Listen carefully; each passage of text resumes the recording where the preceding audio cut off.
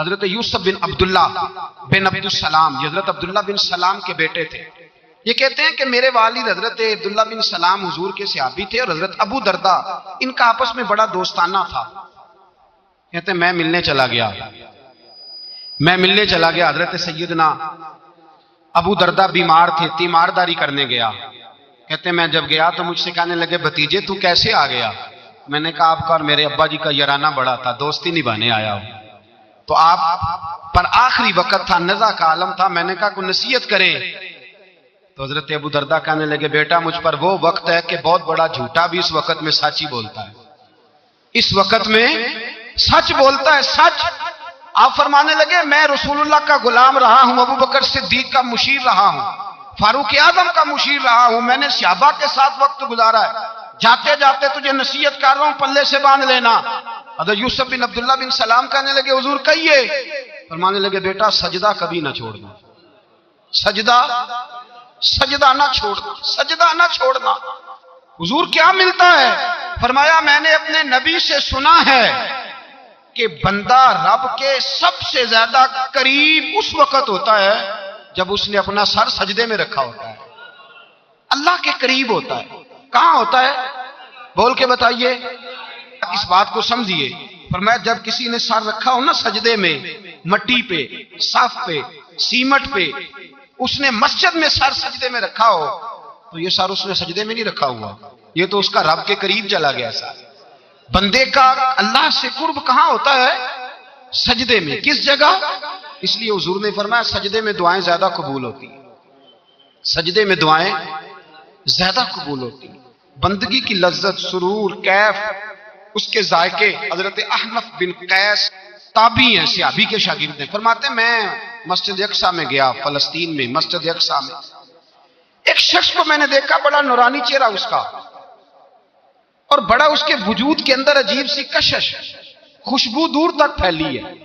وہ بندہ نہ نماز نہیں پڑھ رہا تھا، سجدہ ہی کرتا جا رہا تھا، ایک سجدہ، دوسرا سجدہ، تیسرا سجدہ، اور سجدہ کرتا تو دیر تک سجدہ کرتا، پھر سجدہ کرتا تو دیر تک۔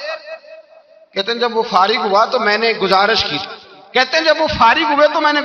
میں نے کہا بزرگوں ایک بات پوچھنے کو دل کرتا ہے۔ انہوں نے کہا پوچھو۔ کہنے لگے آپ اتنے سجدے کیوں کرتے ہیں؟ کہتے ہیں میں نے پوچھا تو بزرگوں نے رونا شروع کر دیا، اتنا روئے کہ ہچکی بد گئی۔ پھر میں نے کہا حضور میں نے کوئی غلط بات پوچھ لی، آپ تو پریشان ہو گئے۔ کہنے لگے پھر رونے لگے۔ میں نے پھر کہا حضور آپ، میں نہیں پوچھتا سوال، کہتے پھر رونے لگے۔ 3 دفعہ روئے تو کہنے لگے سنو میں رسول اللہ کا صحابی ہوں، میں نبی پاک کا، میں نے اپنے حبیب سے سنا ہے کہ جب کوئی بندہ رب کو ایک سجدہ کرتا ہے تو اللہ اس کے گناہ معاف کرتا ہے، ایک سجدہ کرتا ہے تو اللہ کیا کرتا ہے؟ بولیے، اللہ گناہ بھی معاف کرتا ہے، رب اسے نیکی بھی عطا کرتا ہے، اور اپنی بارگاہ میں اس کا درجہ بھی بلند فرماتا ہے۔ ایک سجدہ اور 3 فائدے، گناہ بھی معاف ہوئے، نیکی بھی ملی، اور درجہ بھی بلند ہوا۔ کہتا یہ کہہ کہ بزرگ پھر رونے لگے۔ جب وہ خاموش ہوئے میں نے کہا حضور اگر ناراض نہ ہو تو مجھ پر تو کیفیت ہی عجیب طاری ہو گئی ہے، آپ کے اس رنگ نے میرا بھی رنگ بدل دیا ہے، پوچھ سکتا ہوں آپ کون ہیں؟ کہتے جب میں نے سوال کیا تو انہوں نے پھر آنسو پونچھے، کہنے لگے میں رسول اللہ کا نوکر ابو ذر غفاری ہوں، میں اپنی زندگی سجدے میں بتانا چاہتا ہوں، میں وقت اللہ کے حضور سجدہ کر۔ حضرت عمر فاروق رضی اللہ تعالیٰ عنہ نکلے عید کا خطبہ دینے کے لیے، تو بیوی سے کہنے لگے جوتا، اس نے کہا صاحب اتنی دفعہ ٹوٹا ہے اب گانٹھا نہیں جا سکتا، اتنی دفعہ ٹوٹا ہے کہ اب دوبارہ پیمند نہیں لگ سکتے۔ تو حضرت عمر کہنے لگے چل کوئی حرج نہیں ہے، بغیر جوتے کے ننگے پیر ہی چلتے ہیں، کوئی حرج نہیں۔ تو کہنے لگے لوگ کیا کہیں گے؟ فرمایا چپ کر، لوگ جس دن عمر نے یہ دیکھ لیا نا لوگ اس کے بارے میں کیا کہتے ہیں، اس دن عمر نہیں رہے گا۔ تو کہا پھر آپ کا نظریہ کیا ہے؟ فرمایا میرا نظریہ یہ ہے کہ رب رسول میرے بارے میں کیا کہتے ہیں، لوگوں کا کیا ہے؟ لوگ کل کسی کے بارے میں کچھ کہتے ہیں اور پرسوں کچھ کہتے ہیں، میرا نظریہ یہ ہے کہ رب رسول میرے بارے میں ننگے پیر عمر جا رہے ہیں۔ کون جی؟ میں بڑا ماڑا۔ اچھا جناب کیا غربت ہے؟ 10 قسم کے جوڑے لٹکے ہوئے ہیں کمرے میں، اور پہننے کی فرصت نہیں، سویرے کیا پہننا ہے، شام کیا پہننا ہے، 15 سوٹ کٹھے استری ہو کے لانڈری والا بھیج رہا ہے، اور تو غریب ہے، تو بہت بڑا غریب ہے۔ اس لیے کہ غربت پیسوں کی وجہ سے نہیں ہوتی، غربت تو دل کی ہوتی ہے۔ تو واقعی بڑا غریب ہے اور تو غریب ہی رہے گا۔ امیر تو عمر فاروق تھے، عمر فاروق تھے جو ننگے پاؤں چلے گئے عید کی نماز پڑھانے، تو رستے میں جو ملا کہنے لگا عمر جوتا تو پہن لو۔ فرمایا تمہیں عمر کا جوتا نہ پہننے کا نقص تو نظر آیا ہے، کوئی حرج نہیں، اگر عمر کو کبھی بتانا ہوا تو وہ والا نقص بتانا جو عمر کی سیرت میں پیدا ہو، کردار میں پیدا ہو، وہ والا نقص بتانا، یہ چھوڑو جوتے آتے جاتے رہتے۔ ننگے پاؤں گئے پاؤں۔ ہمارے ہاں میں نے اس دن بھی کہا تھا، ہمارے ہاں لوگوں نے بہانہ بنا لیا ہے حضور بخشوا دیں گے، محفل نعت 6 گھنٹے کی، نماز 5 منٹ کی، حضور بخشوا دیں گے۔ سنو نا، جنہیں حضور بخشوا رہے ہیں حضور انہیں بتا کیا رہے ہیں، حضور انہیں بتا کیا رہے ہیں؟ اللہ اکبر، کیا انداز ہے۔ حضرت ربیہ بن کعب کہتے ہیں میں حضور کو وضو کرایا کرتا تھا، بخاری مسلم۔ ایک دن حضور نے فرمایا سل یا ربیہ، ربیہ کچھ مانگ لو، تو کہتے ہیں میں نے مانگا تو پھر میں نے بھی وہ چیز مانگی جو سب سے قیمتی تھی۔ میں نے کہا حضور جنت میں وہ والا مکان چاہیے جس کی دیوار کے دوسری جانب آپ کا حجرہ انور ہو، جس کی دوسری سائڈ پہ آپ کا گھر ہو، تو اڈی میری کاند سانجی ہو گئی، وہ والا مکان چاہیے۔ نبی پاک نے فرمایا جا تجھے دیا، جا تجھے، بولیے جا تجھے، کمال ہو گئی، جا تجھے دیا۔ کون دیتا ہے؟ دینے کو منہ چاہیے، دینے والا ہے سچا ہمارا، میں جا تجھے دیا۔ ایک میری بات یاد رکھنا، حضور کیا فرمایا اپنی زندگی میں سجدے زیادہ کرنا۔ کیا زیادہ کرنا؟ چلو سارے بولے ایک دفعہ، کیا کرا؟ کیا زیادہ کرنے؟ تو حضور بھی فرماتے ہیں میرا جنت میں پڑوسی وہ ہوگا جو سجدے زیادہ کر کے آئے گا۔ تو میرے بھائی اگر تو سجدہ ہی نہیں کرتا، تو اس لذت سے ہی ناشنا ہے، نماز جلدی کی، باقی سارے کام لیٹ کے، مسجدوں میں بیٹھے ہیں لوگ، خوش گپیاں چل رہی ہیں، بڑے بڑی لمبی، نماز کا وقت آیا تو چھوٹی ہو گئی، فٹافٹ کرو۔ نماز، عبادت، ریاضت، یہ تو بندے کو اللہ کے قریب۔ حضرت عبداللہ بن جعفر، حضرت جعفر طیار کے بیٹے تھے، نبی پاک کی پھوپھی کے بیٹے تھے حضرت زبیر بن عوام رضی اللہ تعالیٰ، وہ انتقال کر گئے۔ ان کا جب وصال ہوا تو 10 لاکھ دینار کا قرضہ تھا ان پر، اور جو زمین انہوں نے چھوڑی وہ زمین بنجر تھی۔ لو سن لے، جن پر قرضہ چڑھا ہوا ہے وہ نسخہ بھی سن لے، جن پہ قرضے ہیں نا، جو تنگ دست ہیں، جو روز رکے بھیجتے ہیں دعاؤں کے کہ بڑی پریشانیاں بڑی پریشانیاں، وہ وظیفہ سنیں، وہ وظیفہ سنیں۔ ہمارے زمانے میں وظیفے لینے کا رواج نہیں، تویز لینے کا رواج ہے۔ لینا چاہیے، تویز بری چیز نہیں، اچھی چیز ہے، لیکن زیادہ کام برکت والا کیا ہے؟ اللہ اللہ کرنا۔ کیا کام ہے؟ سجدہ کرنا برکت والا کام ہے۔ حضرت عبداللہ بن جعفر طیار کہتے ہیں میں نے قرضہ لینا تھا زبیر بن عوام سے، وہ وصال کر گئے، میں ان کے بیٹے کے پاس گیا، عبداللہ بن زبیر کے پاس۔ میں نے کہا پیسے لینے تھے، کہا بالکل لینے ہیں، میرے ابا جی مجھے وصیت کر کے گئے، لکھ کے گئے کہ یہ پیسے دینے، اور وہ یہ لکھ کے گئے ہیں، میں زندگی بھر کوشش کرتا رہا ہوں، ادا نہیں ہو سکے، بیٹا تیری ذمہ داری ہے میرے قرضے ادا کرنا۔ عبداللہ بن زبیر رضی اللہ تعالیٰ عنہ کہنے لگے میں انشاءاللہ آپ کی رقم دے دوں گا۔ تو عبداللہ بن جعفر طیار کہنے لگے بھائی ہم دونوں آپس میں ہیں، کوئی شے نہیں چھوڑ کے گئے آپ کے ابا جی، کوئی چیز نہیں، توجہ ہے میری بات پر؟ یہ صحابہ کا ذرا انداز دیکھیے گا بندگی کا، کوئی چیز نہیں چھوڑی۔ حضرت زبیر بن عوام کہنے لگے ایک زمین کا ٹکڑا ہے وہ بھی بنجر ہے، اس میں بھی کوئی کھیتی نہیں اگتی، سبزہ نہیں ہوتا، بنجر ہے، پانی کوئی نہیں، اور وہ اتنی خشک ریتلی زمین ہے کہ بڑا مشکل کام ہے وہاں سیراب کرنا، بے آباد زمین ہے۔ حضرت سیدنا عبداللہ بن جعفر کہنے لگے تو اس طرح کر، وہ مجھے ساری نہ دے، اس میں سے تھوڑی سی مجھے دے دے، میں 10 لاکھ دینار کے عوض وہی رکھ لیتا، تیرے باپ کا قرضہ ادا ہو گیا، دے تو صحیح۔ انہوں نے کہا کیا کریں گے، وہ تو کسی کام کی نہیں، چند کوڑیوں کی بھی نہیں، پر میں مجھے دے دو، میں جانوں اور میرا کام جانے۔ او بھائی یہ تھے بندگی والے لوگ، یہ تھے جن کا رب سے رشتہ ہے، جنہوں نے حضور کے صلی اللہ علیہ وسلم کے پاس بیٹھ کر بندگی سیکھی تھی۔ کہتے زمین کا ٹکڑا لے لیا، بنجر بے آباد ریتلی زمین، جب میرے حصے میں آئی پہلے دن اپنے غلام سے کہنے لگے جو جگہ تجھے زیادہ سخت لگتی ہے نا وہاں میرا مصلی بچھا دے، جو تجھے زیادہ بنجر بے آباد لگتی ہے وہاں مصلی بچھا، مصلی بچھا۔ غلام نے مصلی بچھایا تو عبداللہ بن جعفر نے اللہ اکبر کہہ کے نیت باندھی، یہ حضرت جعفر طیار کے بیٹے ہیں، حضرت علی کے بھتیجے. انہوں نے نیت باندھی نماز کی، سر سجدے میں رکھا، رونے لگے، کہنے لگے اللہ میں بھی تیرا بندہ اور جس سے لینے تھے وہ بھی تیرا بندہ، خدا بندہ ہمارے درمیان مہربانی فرما، کرم نوازی کر، رحمت کا فیصلہ فرما. اتنا روئے کہ مصلی بھیگ گیا. کہتے اتنا تڑپ رہے تھے کہ صحابہ اکٹھے ہو گئے ان کے گرد، مصلی بھیگ گیا. جب بھیگا ہوا مصلی نماز مکمل کر کے اٹھایا نا، کہتے مصلی اٹھایا تو نیچے سے اللہ نے پانی کا چشمہ جاری فرما دیا.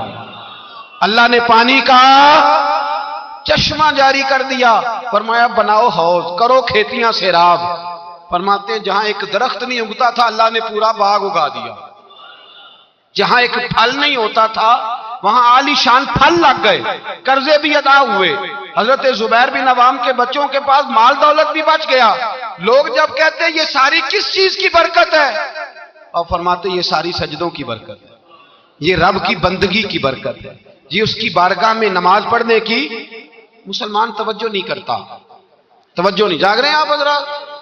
یہاں کوئی حکومت اعلان کرے نا کہ ہر نماز کے بعد 500 روپیہ، کتنا جی؟ میرے خیال کسی بھی نہیں ہونا مسجد. اور خدا کے بندو بات سمجھو، رب فرماتا ہے تو مسجد آدھا میں تجھے برکت عطا کروں گا، میں تجھے برکت دوں گا. میں ایک صحابی کہتے ہیں مجھے اکثر یہ حضور کا فرمان سنتا تو میرے دل میں خیال آتا آخر اللہ کس طرح برکت دیتا ہے اللہ آخر. ایک صحابی کہتے ہیں نبی پاک صلی اللہ تعالی علیہ وسلم نے فرمایا عبادت کرو اللہ برکت دے گا. میرے دل کے اندر خیال آیا کس طرح، آخر اللہ کس طرح سے نوازتا ہے، رنگ کیا ہے؟ کہتے میں یہ بات سوچ کے نا تو مجھے قضائے حاجت کی حاجت ہوئی. پخانہ پیشاب کے لیے میں نکلا تو ایک جگہ دور جا کے میں بیٹھا کھیتوں میں، دور جا کے. کہتے میں پیشاب کر رہا تھا تو ایک چوہا اپنے بل سے نکلا اور ایک ہیرا میرے پاس رکھ گیا. میں پیشاب کر رہا ہوں، کہتے پھر گیا اندر تو ایک ہیرا اور رکھ گیا، پھر گیا تو پھر رکھ گیا، پھر گیا تو پھر رکھ گیا. کہتے 15 ہیرے چھوڑ گیا. اب میں فارغ ہوا، وہ ہیرے اٹھائے گھر نہیں لے کے گیا، مسجد نبوی میں گیا کہ حضور سے پوچھو میرے لیے جائز بھی ہیں کہ نہیں. بلوں سے نکل رہے ہیں، بلوں سے پیسے نکل رہے ہیں، ہمارے سارے بلوں میں ہی چلے جاتے ہیں. بلوں سے پیسے آ رہے ہیں صحابہ کو، برکت دیکھیں عبادت، بلوں سے پیسے آ رہے ہیں، بل سے. فرماتے ہیں میں وہ ہیرے اٹھائے تو در رسول پہ. جب میں نے پہلا قدم رکھا نا مسجد نبوی میں تو مجھے بتانا نہیں پڑا، میرے مصطفیٰ نے میرا چہرہ دیکھا اور مسکرا کے فرمایا پتہ چلا ہے اللہ کس طرح نوازتا ہے، خبر ہوئی ہے اللہ کس طرح نوازتا ہے. فرمایا رب کی بارگاہ میں جھکے رہو، وہ تمہیں وہاں سے دے گا تمہارا گمان بھی نہیں گیا ہوگا. اس کے حضور تو آؤ، اس کی جانب تو توجہ کرو. بندگی کی اپنی ایک لذت ہے، سجدے کا اپنا ایک ذائقہ ہے. اگر آپ نبی کریم سید عالم صلی اللہ تعالی علیہ وسلم کی عبادات کو ملاحظہ کریں نا تو سرکار کی زندگی میں کثرت ہے عبادت کی. اعلان نبوت سے پہلے کتنے کتنے مہینے حضور غار حرا میں عبادت کرتے، تنے تنہا. حرم کعبہ قریب تھا لیکن وہاں رش ہوتا تھا، لوگ ہوتے تھے. فرمایا میں اکیلے میں اپنے رب کو منانا چاہتا ہوں. کتنے کتنے ایام حضور غار حرا میں عبادت کرتے. پھر صحابہ کرام علیہم رضوان فرماتے ہیں کہ مدینہ منورہ میں حضور کا یہ رنگ ہوتا، اتنے لمبے سجدے کرتے کہ لگتا روح مبارک کی پرواز کر گئی، اتنے لمبے سجدے کرتے. حضرت سیدنا معاذ بن جبل رضی اللہ تعالیٰ عنہ فرماتے ہیں 3 دن ہو گئے حضور چلے گئے، مدینے میں نظر ہی نہیں آ رہے. صحابہ پریشان، ابو بکر صدیق، عمر فاروق، عثمان غنی، مولا علی ڈھونڈتے پھرتے. حضور سید عالم صلی اللہ علیہ وسلم کا پتہ نہیں. فرماتے ہیں جناب صدیق ایک بار گھومتے گھومتے جبل سلا کی پہاڑی کے قریب گئے. ایک چرواہا بکریاں چرا رہا تھا، اس سے پوچھا تم نے میرے محبوب کو تو نہیں دیکھا؟ تو کہنے لگا مجھے نہیں پتا تمہارے محبوب کون ہے. ایک آدمی آج 3 دنوں سے غار میں رو رہا ہے، اتنی شدت کے ساتھ روتا ہے کہ میری بکریاں جا کے غار کے سامنے بیٹھ جاتی ہیں. بکریاں بھی روتی ہیں، میں بڑا کھینچتا ہوں پر لوٹتی نہیں. رات کو گھر لے کے جاتا ہوں تو جاتی نہیں، سویرے باڑے سے نکالتا ہوں تو دوڑی ہوئی آتی، پھوٹ پھوٹ کے روتی ہیں. لیکن حال یہ ہے کہ دودھ پہلے سے بھی زیادہ دیتی ہے. حضرت ابو بکر صدیق کہنے لگے یہی تو میرے رسول پاک علیہ السلام کے نبی ہونے کی علامت. اس صحابہ کو بلایا. 3 دن سے حضور سجدے میں ہیں. کتنے دنوں سے؟ یہاں سجدہ لمبا ہو جائے تو امام کے پیچھے لوگ بھاگنے لگتے ہیں کہ صاحب آپ تو فارغ ہیں، مجھے تو ڈیوٹی پہ بھی جانا تھا۔ 3 دن سے حضور سجدے میں، اتنا طویل سجدہ، اتنا طویل، صحابہ کہتے ہیں قدموں میں جا کے لگے، محبوبہ بس کریں آ جائیں۔ حضور نے فرمایا رب نے سورہ ہود نازل کر دی ہے، سخت حکم آ گئے ہیں۔ وہ کہتا ہے میں تیری امت سے حساب پوچھوں گا، میں اپنے رب کو منا رہا ہوں، بکر جاؤ مجھے منا لینے دو۔ حضور نے ہمیں بتلایا ہے کہ رب کو سجدہ کریں تو رب مانتا ہے، اس کو منانے کا طریقہ سجدہ کرنا ہے، جھکنا ہے، عبادت کرنا ہے۔ کہا وہ مانے گا تو میں آؤں گا۔ تڑپ گئے صحابہ۔ اور ایک روایت ایسی بھی ہے کہ جب بات نہ بنی تو حضرت فاطمہ سے عرض کیا۔ حضرت فاطمہ شام کا سناٹا چھایا، اپنے آپ کو کپڑوں میں لپیٹا، دائیں بائیں شہزادوں کے لیا تو حضور کی بارگاہ میں گئیں، کہنے لگی محبوبہ بس کریں گھر آ جائے، مدینہ سونا ہو گیا ہے، مسجد نبی کی دیواریں بھی روتی ہیں، یا رسول اللہ ستون مجھ سے آپ کا پوچھتے ہیں گھر آئیں۔ نبی پاک نے فرمایا فاطمہ تو بھی دعا کر، میں بھی دعا کرتا ہوں۔ حضرت فاطمہ بھی ساتھ والے کونے میں سجدے میں گر گئی، پھر دعا ہوئی، پھر التجا ہوئی۔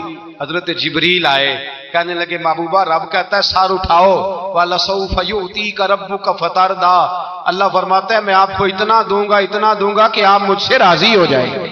تو حضور تو سجدے کے عالم میں۔ حضرت سیدنا عبد الرحمن ابن عوف کہتے ہیں میں حضور کے ساتھ تھا، ہم مسجد نبی سے نکلے تو سامنے ایک باغ آیا، حضور فٹافٹ گئے اور باغ میں سر سجدے میں رکھ دیا۔ دیر تک حضور نے سجدہ کیا، اتنا لمبا کہ جیسے کسی کی روح پرواز کر گئی۔ کہتے میں حضور فارغ ہوئے تو عرض کی حضور اتنے لمبے سجدے کی وجہ؟ تو فرمایا میرے پاس جبریل آئے تھے اور انہوں نے کہا یا رسول اللہ رب کہتا ہے آپ کا جو امتی ایک بار درود پڑے گا اللہ اس پہ 10 رحمت